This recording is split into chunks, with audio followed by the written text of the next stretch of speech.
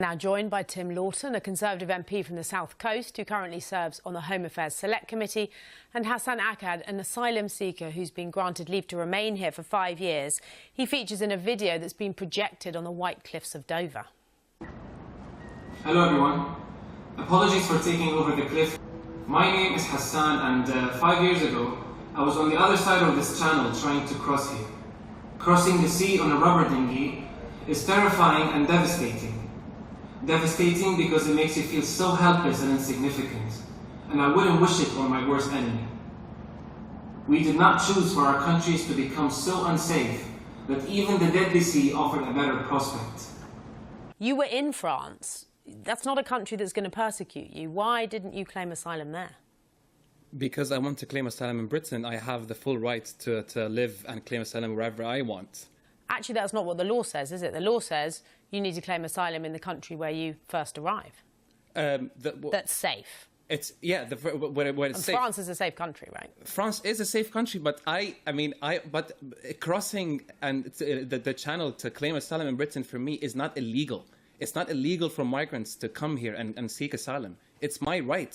It's within international law for people to seek asylum wherever they like. I want to claim asylum in Britain. That's fine. This illegal immigrant is getting a bit too big for his boots. I think it's time for a background check.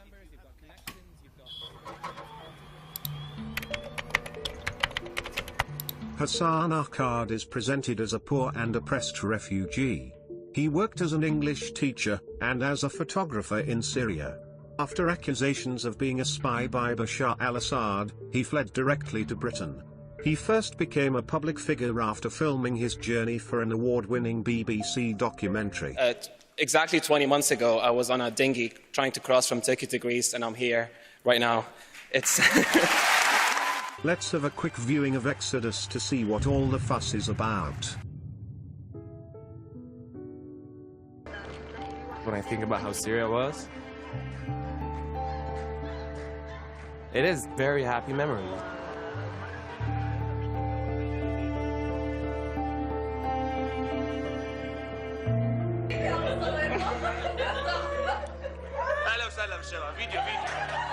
But suddenly, this all disappeared. The anti-government protests are spreading across suppressing demonstrations. Many in Syria fear the days ahead could see more violence. Became a civil war. Many have been killed. The target of people's anger, President Bashar al-Assad. This is the story of the migrant crisis, told by the people who risked everything for the dream of a better life in Europe. Once you set your foot on that rubber boat, it's a whole new chapter.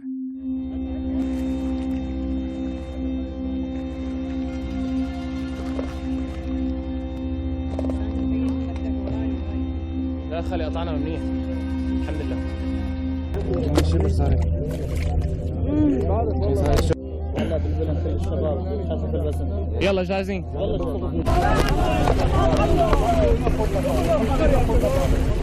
خفف بالماء خفف.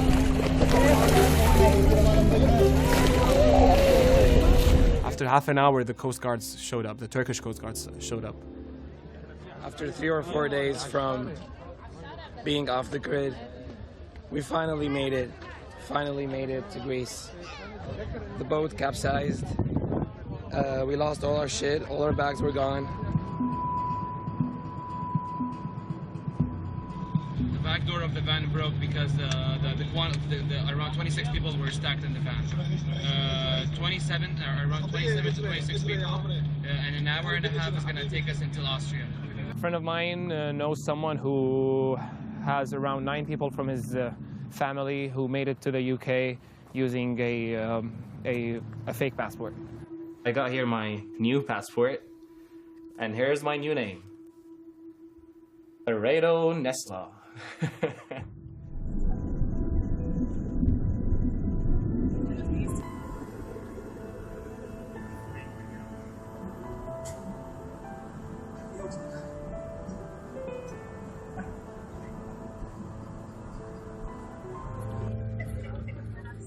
I am Hassan from Syria. Ladies and gentlemen, welcome to United Kingdom. Welcome to London. The BBC have portrayed Hassan as a relatable and likable person, fleeing persecution by undertaking a dangerous journey. This is to invoke emotions of sympathy in the audience, with the ultimate goal of changing their opinions on immigration. But is Hassan really a persecuted refugee in need of great help after fleeing his homeland? So we lived in a flat in very close to the center of Damascus. It was a really lovely 3-bedroom flat on the 8th floor with an amazing balcony. We can see from Hassan's Instagram that this is true. I was an English teacher. I started working in a shop and then I became an English teacher. This is confirmed on the Instagram of one of Hassan's former colleagues, who names an elite school in Syria. I was a teacher back home and I was a photographer. And I taught English and social studies, and I had a 5D, a Canon 5D. I used to take a lot of pictures, and I loved it. Again, this is easily verified by his Instagram. From an article in The Guardian we learn that Hassan was actually making lots of money as a photographer, and after he was caught filming the protests and posting the footage online, he was accused of being a spy, and was subsequently detained by the Syrian authorities. I also, because of my skills, used to document protests, film them and put them online so that people can watch what's happening. But after numerous protests, I was arrested. For months now, activists have been using tiny cameras, ingeniously hidden in cars and clothes. We're putting the camera into these holes so we can film the security forces around the mosques. They'll be attacking the protesters when they leave the prayers. This young man calls himself Abu Mahmoud. We can't reveal his true identity. After a few months of protesting, you were caught by the police, you were put in prison, you were tortured, electrocuted, you almost lost a leg. Tell me about this. It's only 15 days, but it sounds utter hell. Despite Hassan looking a bit too happy to have been recently tortured, we will assume this is also true. My connection, who got me out of prison the first time, told she had a good connection with Assad, so she told him that she gave him an advice to stop torturing people. And he said, well, that's not happening. She said, well, my own cousin, because she's my late cousin, she said that happened to him, and he said, well, bring him so I want to meet him. So I went to meet him, and my naivete was quite high because I thought I will be the person who will go and change his mind. From Hassan's Facebook page, we can see that he did in fact have face-to-face contact with Assad, so we can assume this is also true. I don't want to go into a history of what happened in Syria because it really upsets me, but it turned really ugly. And eventually we had to flee, we had to leave the country. And in 2015, actually 1 million people arrived in Europe. I think 400,000 of them were Syrians, including myself. What Hassan always fails to mention in his story is that in fact he did not flee from Syria to Europe. In reality, he and his family moved to Dubai. He clearly states on his Instagram that he arrived in late 2011. His final posts from Dubai were in the early summer of 2015, just before he made the BBC documentary. This means he was living in Dubai for roughly 4 years. And in 2012 I left, and since then I haven't been with my family, not once, in 8 years. His family moved with him, and most of them live in Dubai to this day. During this time, Hassan worked as an English teacher. The average wage of a school teacher in Dubai is upwards of $66,000 per year. This means he was earning more than 99% of people living in Britain. During this period, from late 2011 to mid-2015, he seems to have lived a luxurious life. We can see him driving nice cars, wearing fancy clothes, attending exclusive parties, working out at the gym, flexing gold bars, relaxing on the beach, and numerous expensive holidays visiting Egypt, Oman, Turkey, Nepal, and doubtless many other destinations. This is despite his claims of not having a passport. Why can't I go on a flight like a normal human being and go to my destination? And the answer is, I don't have a passport. These are hardly the images we associate with desperate refugees in need of our help. Hassan wants us to believe that he has no practical prior experience of filming. I have no experience in filming. This is easily proven not true. We already know he was earning lots of money for so-called photographic assignments, and that he filmed the protests in Syria. If this wasn't enough, we can see a post on his Instagram from 2012, stating he had a part-time job filmmaking at a university in Dubai. I also, because of my skills, used to document protests, film them and put them online so that people can watch what's happening. But after numerous protests, I was arrested. Somebody who claims to personally know Hassan confirms our suspicions in a YouTube comment. It states he comes from a well-connected and wealthy family who live in Dubai. The commenter also says that he isn't a genuine refugee, and that he quit his well-paying job to make this deceptive documentary. This comment does have credibility as it names a deceased woman, called Majid Niazi, as Hassan's cousin. She was the leader of a pro-Assad political party in Syria. This correlates perfectly with what Hassan himself said. My connection, who got me out of prison the first time, told she had a good connection with Assad, so she told him that she gave him an advice to stop torturing people. And he said, well, that's not happening. She said, well, my own cousin, because she's my late cousin, she said that happened to him, and he said, well, bring him so I want to meet him. So I went to meet him, and my naivete was quite high because I thought I will be the person who will go and change his mind. One of Hassan's wealthy and well-connected family members in Dubai can be seen here pictured with a sheikh. In another photo on her Instagram account, on the 28th of December 2019, it seems we have caught Hassan out again, as he can be seen strolling around having a nice barbecue with his wealthy family. This is at the same time as he is pretending to be seeking asylum from persecution. He even posted a picture of London at this time, to keep up the charade and pretend he's in the country, whilst in reality he was off living the high life. Because I was the 1%. In fact, it seems the family has had connections to the Gulf states for a while. Here Hassan and his father are pictured in Saudi Arabia in 1991. So why is the BBC knowingly deceiving the British public by portraying Hassan as a poor asylum seeker? Hassan wants us to believe that he encountered the BBC in a chance meeting, where coincidentally, they were both making exactly the same documentary, so they decided to team up. This is an obvious lie. I got a GoPro, because I was like, it would be a lot easier for me to film on a GoPro, and I got 5 memory sticks and a power bank, and off we go. I started the journey. I was no longer the refugee fleeing war and going to England, I was the filmmaker. How did this end up to the BBC, this footage? It was pure coincidence, honestly. I was by the Eurostar station one day, and I wanted to jump over the fence, and I was really craving a cigarette, and then this group of English men and women offered me a cigarette. They were like, do you want to smoke? I'm like, sure, yeah, I smoked. They were like, so who do you work for? They thought I was a reporter or a filmmaker. I was like, no, I'm one of the jumpers. And they're like, oh. And they're like, they were like, oh, are you really? And I was like, yes, I promise you I am. And they were like, we're making this sick documentary. It's a BBC Two documentary series, and it's all about people filming their journeys. And I was like, been there, done that.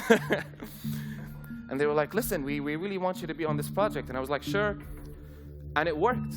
I gave them my footage, and then they filmed me for a bit, and then we made it. We've been winning. I'm saying we, because there's a cheesier part of the story.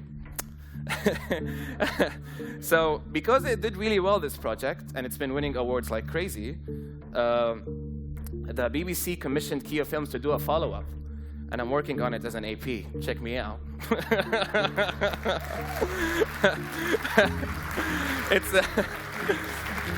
Yeah. Before we see the information that indicates this is also a lie, first we have to understand the UK's foreign policy objectives in the Syrian conflict.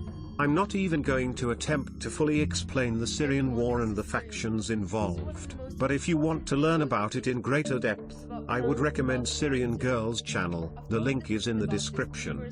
It should be stated that most of the following sources are from anti-Western publications. However, this does not mean that they have no merit on this issue. These sources will be linked in the description if you want to assess the information for yourself. In recent years, a massive campaign in support of foreign intervention for regime change in Syria is well underway. The goal is to prepare the public for a no-fly zone, enforced by Western military powers.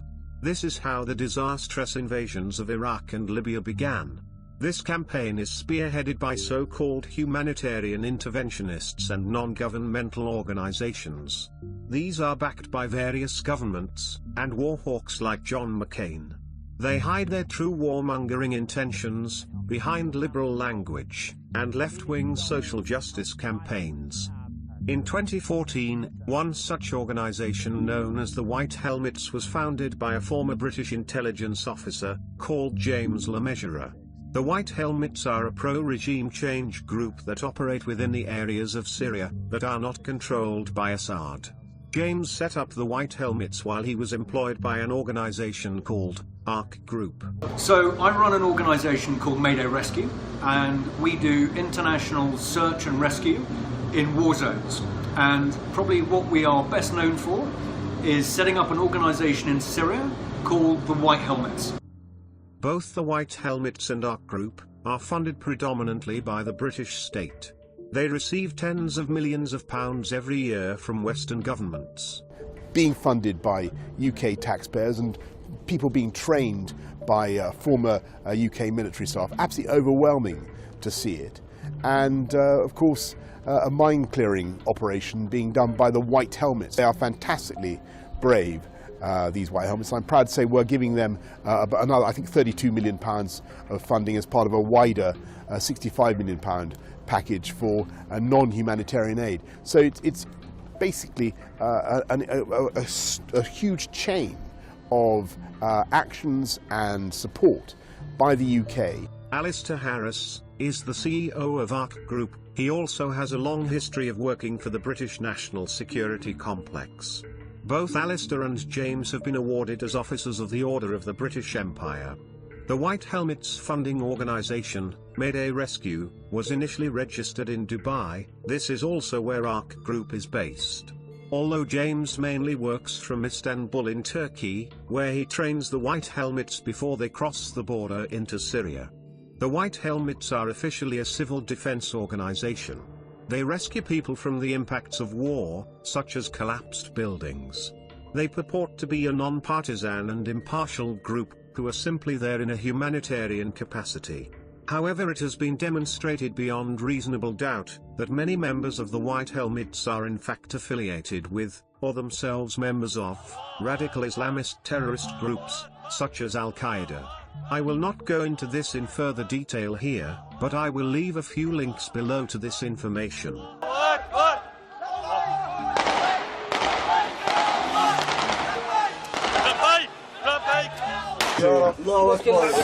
As has been demonstrated by many investigators, the main purpose of the White Helmets isn't humanitarian aid, but it is to supply propaganda to a gullible Western audience, in order to push the regime change agenda.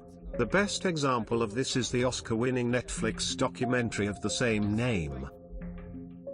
Tonight I'm joined by two filmmakers who've exposed themselves to grave physical danger. Orlando von Einsiedel, who's filmed in many of the world's conflict zones, directed the Oscar-winning documentary The White Helmets about Syrian volunteer rescuers. Also with me is Hassan Akkad, who was an English teacher in Damascus in Syria, who in 2015 fled the war and embarked on a treacherous journey towards the UK.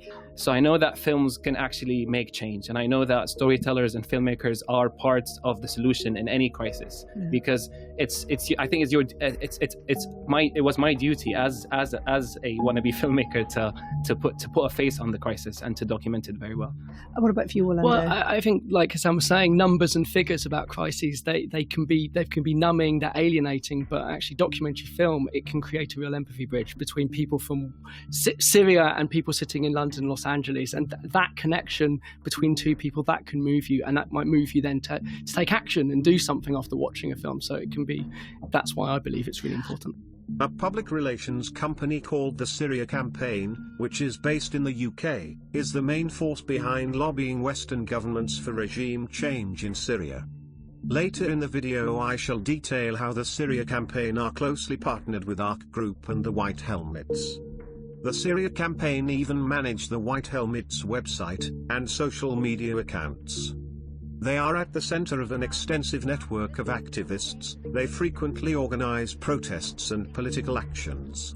So it's a Syria Campaign down at the Russian embassy protesting.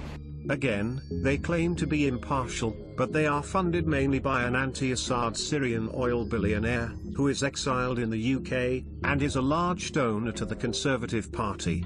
They are also funded by the Rockefeller Brothers Fund. The Syria Campaign was founded by another public relations company called Purpose. Purpose partnered with the White Helmets and ARC Group in order to further the regime change agenda.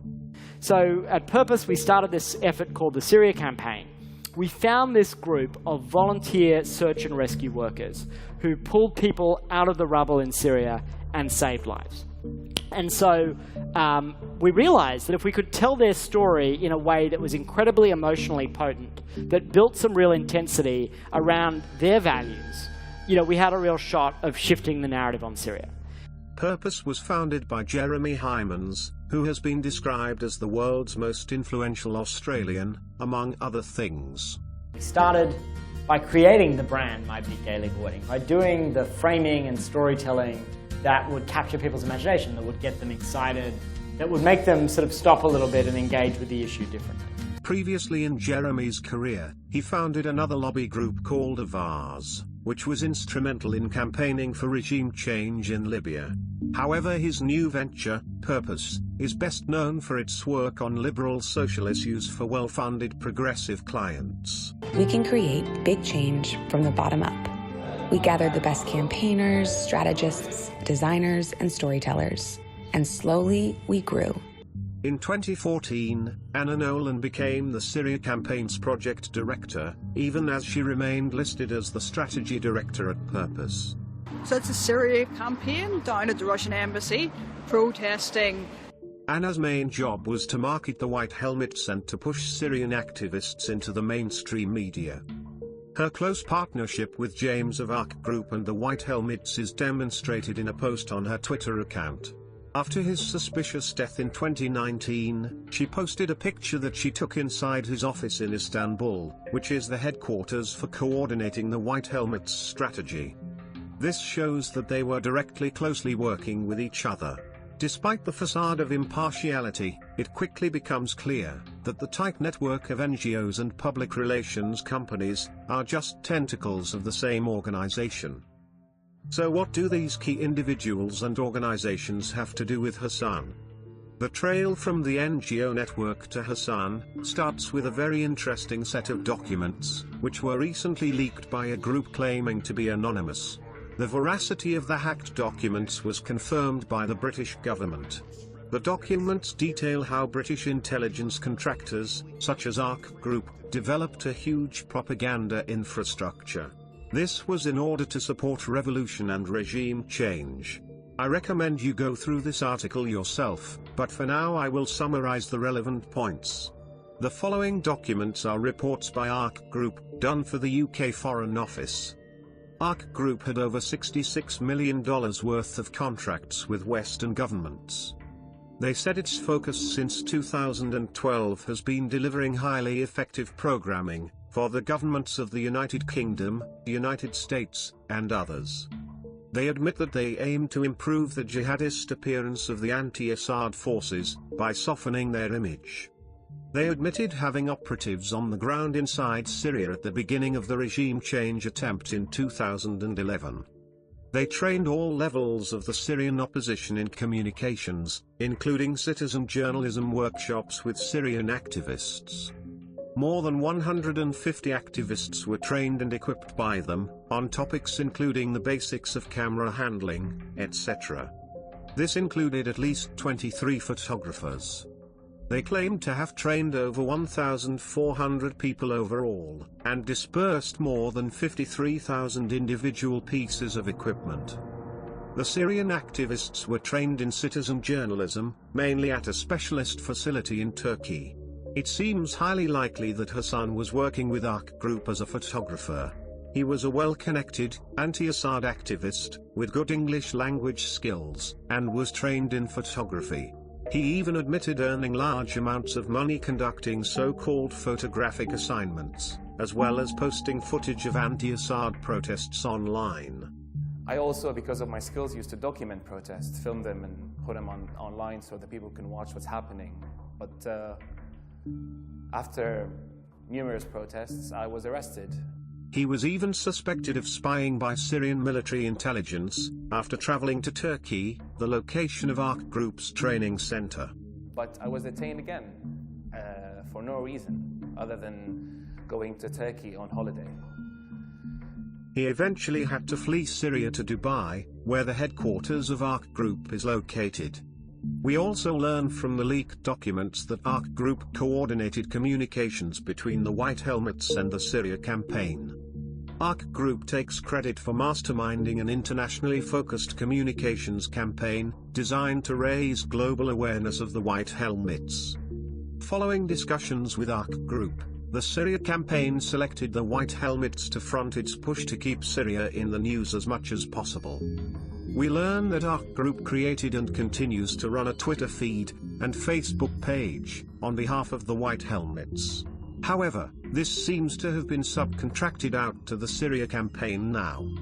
The Syria campaign attended White Helmets training sessions run by ARC Group, in order to create media content for its #White Helmets social media campaign, which has since gone viral. ARC emphasized that it had well-established contacts with some of the top media outlets in the world, including Reuters, CNN, the BBC, The Guardian, and others. In the credits for the BBC documentary that Hassan features in, one of the first organizations they give thanks to is the White Helmets themselves. As has been demonstrated, in reality this means that the BBC must have consulted with ARC Group and the Syria campaign, who are both responsible for the White Helmets' communications with the Western media. In addition to this, a woman called Jane Merkin, who is the series producer of the documentary, is a patron of a charity called Choose Love. This is another organization with links to Hassan, and is a close affiliate of the Purpose Activism Network, as well as the White Helmets themselves. I'm Elena Crystal. I'm Senior Strategy Director at Purpose London. Over to Josie Naughton. Good morning. Yeah, I'm the co-founder and CEO of Help Refugees Choose Love. We will talk about this charity in more detail later. If we assume Hassan worked for ARC Group at some point, then it wouldn't be unreasonable to assume they put him forward for the role with the BBC, whilst coordinating with the Syria Campaign Public Relations Network. There are numerous pieces of evidence that point to this possibly being the case. ARC Group says on their website, many of our staff members come directly from the communities ARC has supported. Furthermore, in a video published on their Facebook page, it depicts refugees that they have previously worked with, being resettled in Europe, and working in industries such as filmmaking, just like Hassan.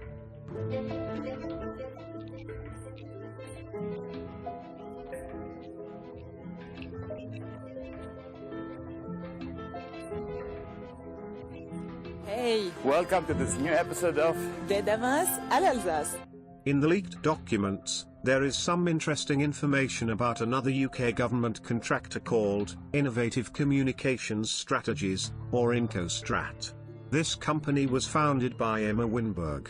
Emma Winberg, was James LeMesureur's wife, and she is also a director of the White Helmets herself.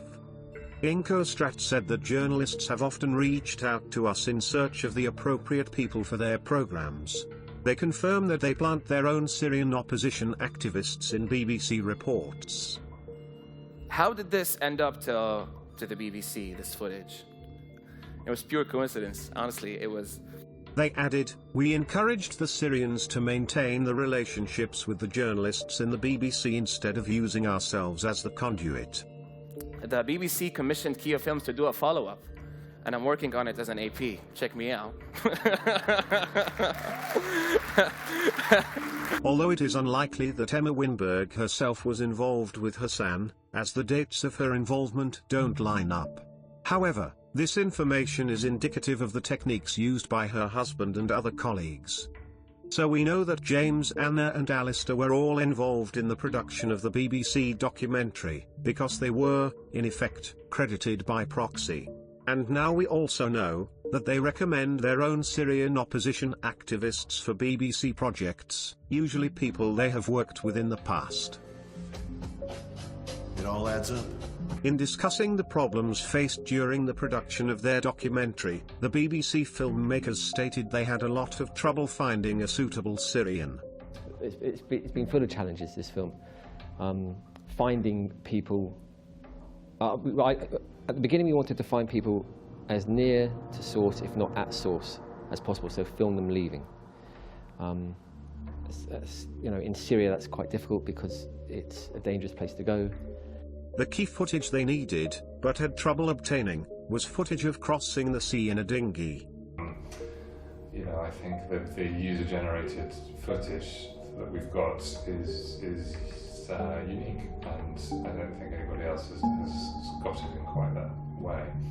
And I think it fills in a lot of the story that otherwise hasn't been seen. And I haven't seen anything else of people actually on those boats crossing from Turkey to Greece. They got really good footage of people crossing from Afghanistan into Turkey, but they never got the boat crossing, which was the best. I mean, that's what they needed the most, because if you watched the news last year, it was all about the boat crossing until they found me. And they were like, listen, we really want you to be on this project. And I was like, sure. The BBC could never admit hiring somebody to unnecessarily do the journey, as they'd be breaking the law. Anybody could be prosecuted for aiding and abetting the illegal entry of people into Europe under European law. And had we done anything that aided or abetted their entry, legal or illegal, we were all due to be prosecuted, or there is that threat. This is why they have to keep up the pretense of it being a coincidence, for legal as well as propaganda reasons.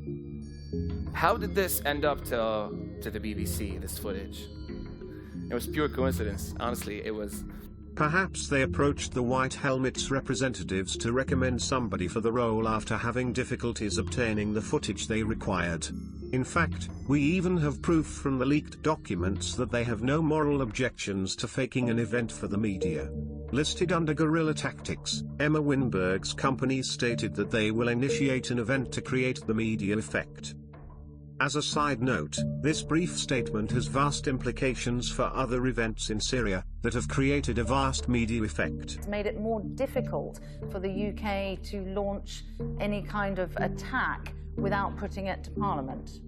Yeah, I think quite apart from all that, the debate that seems to be missing from this is, and this was actually mentioned by the ambassador, was what possible motive might have triggered Syria to launch a chemical attack at this time in this place.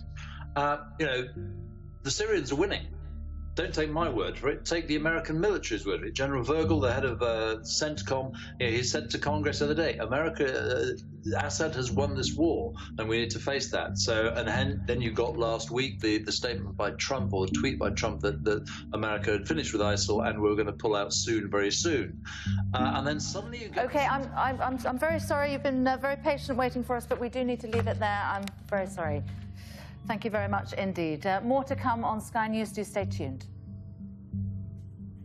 Regardless of the many highly suspicious gas attacks in Syria that have long puzzled senior military strategists, this modus operandi of faking an event sounds somewhat like Hassan initiating his journey to Europe to create the desired media effect. Try this one on for size.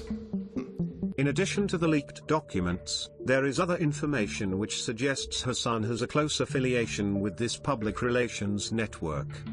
In early 2014, just before the Syria campaign was publicly launched, Purpose Public Relations Company posted various job listings for the Syria campaign. Together with Syrians in the diaspora and NGO partners, Purpose is building a movement that will amplify the voices of moderate Syrians, to call for specific changes in the political situation in the region.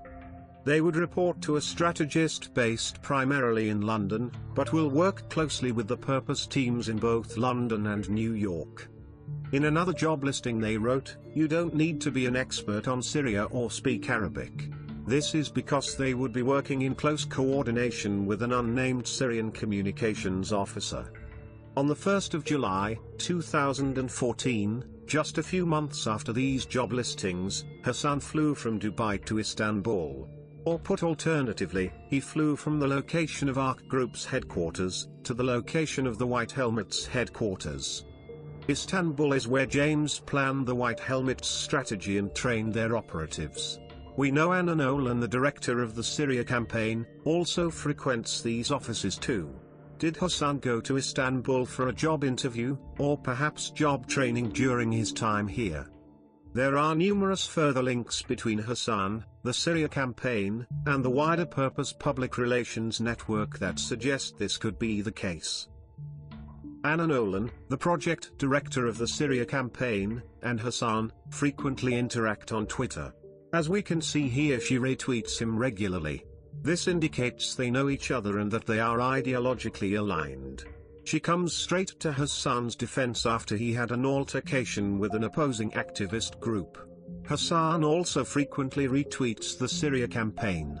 These interactions reinforce the evidence pointing to Hassan being an agent of the Syria campaign network. As soon as Hassan arrived in the UK, he was immediately inserted into high-profile political campaigning with a member of the House of Lords. This wouldn't normally be possible for a refugee fresh off the boat, unless they have strong political connections. Hassan's primary political mission seems to be pushing the exact agenda of the Syria campaign. He is frequently given mainstream media platforms to call for airstrikes and military action, all in the name of so-called humanitarian intervention. Well, joining me now is Simon Jenkins, journalist and author, who's argued that the best way to end the war is to let Assad win. I'm also joined by the Syrian refugee Hassan Akkad, who supports military intervention in Syria. Hassan, let's break this down a bit. First of all, why do you think Britain should get involved now in trying to remove President Assad? If you don't end him, if you don't cripple his power, you're not going to end the conflict. Simon Jenkins, why do you say no to that? You implied at the beginning I want to let him win. He's going to win. It's not our dispute. Secondly, there's nothing we can do about it. The idea that dropping bombs on this regime is going to end it is absurd. No, it's not. We've been here too many times before, and I just don't see what it is to do with us. I really don't. What do you mean dropping bombs on a fascist dictator and his troops is not going to end the war? How could you say that? Why won't the British public, or why won't the British army and the American army go and launch strikes? And we know we are for these strikes to happen, but we want civilian lives to be protected. Why don't we send missiles to bomb airfields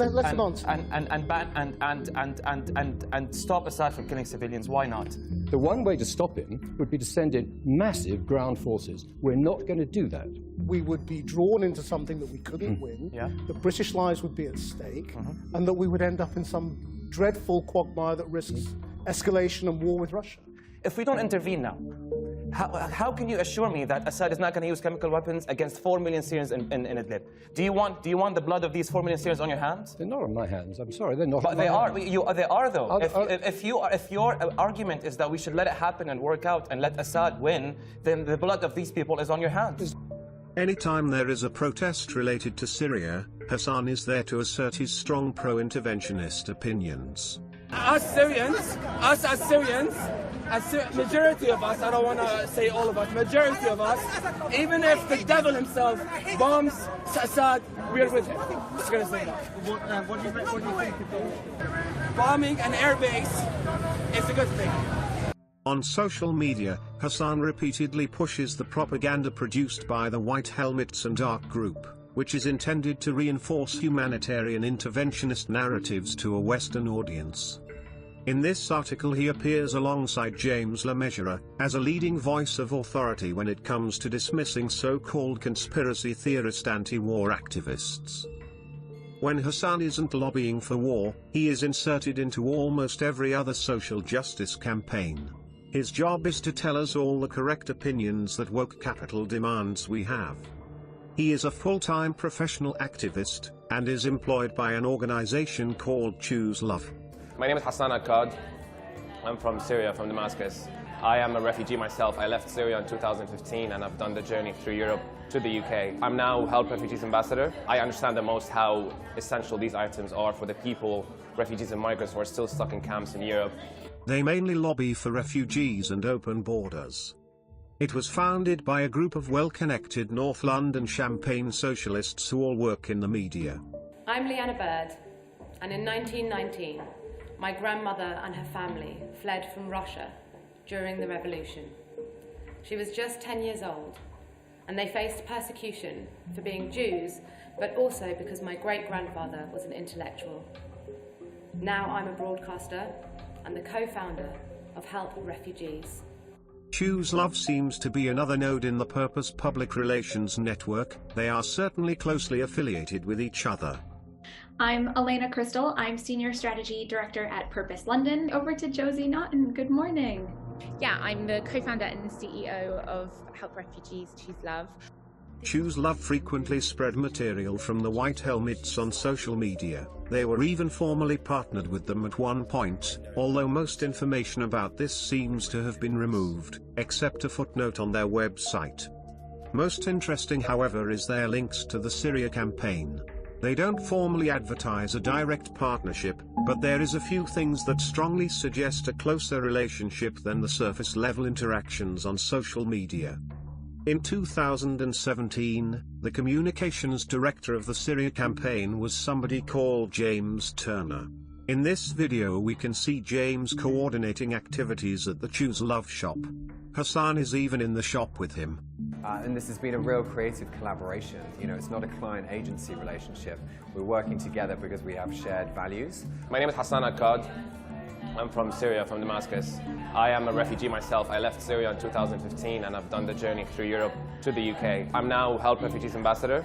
The most concrete evidence of strong institutional links between Choose Love and the Syria campaign comes from their own annual report. In the financial section, we see that Choose Love is actually listed as one of the main funders of the Syria campaign. It seems counterintuitive that a group who lobbies for refugees and open borders would be supporting a group lobbying for more regime change wars. Or perhaps it isn't that strange. After all, their interests and globalist social agendas are in fact mutually beneficial. Hassan was probably set up with his job by the Syria campaign. Hassan's activism isn't limited to activities with Choose Love. He seems to get involved with the wider Purpose Public Relations network at every opportunity. We can see undeniable evidence of Hassan working with Purpose in a post on their Facebook page. They state Hassan is leading one of their new projects, possibly even implying he is part of their London team. Anywhere there is political activism accompanied by a hefty sum of cash, Hassan can be found plying his trade. In a publicity stunt, the historic statue that was previously torn down by Black Lives Matter was replaced by a woke capital-approved version. Hassan was one of the professional activists hired as part of this team. His marketing team don't let a single crisis go to waste. At the start of the pandemic, Hassan saw a golden opportunity to enact yet another disingenuous performance, so he signed up to be a cleaner in a hospital. Not content with just doing his job without attention-seeking, he decided it would be a great time to lobby the government for further immigration. Racking up over 5 million views on Twitter, he successfully managed to overturn the law. us migrants are on the front line doing these very demanding jobs to help this nation overcome this pandemic. And the least you can do, if we die, to give our families indefinite leave to remain. Please reconsider. In summary, it seems highly likely that Hassan is a product of the war lobby complex. He is a wolf in sheep's clothing. Hassan wants to send British lads off to die in the desert whilst he's busy at home systematically deconstructing our nation. He has the cheek to repeatedly insult us into the bargain. Wind your neck in, and fuck off back to Dubai, son. You know where the door is. Sick of illegal immigrants, they're taking the piss. Coming over here and causing trouble. Send them back. Simple as.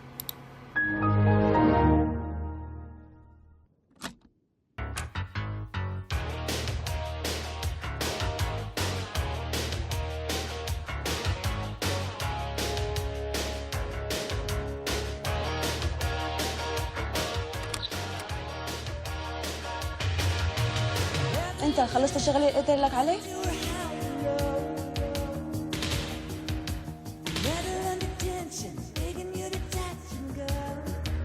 يلا انت كمان علي يلا.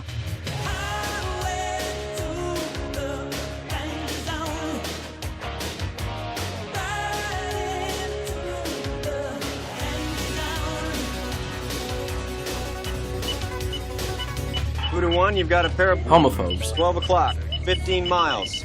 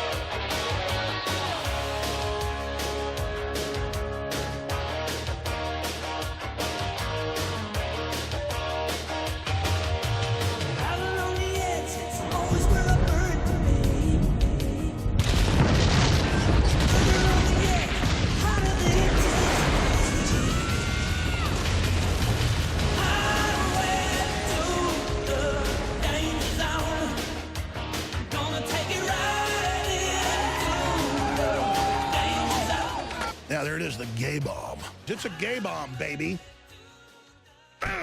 Serious crap.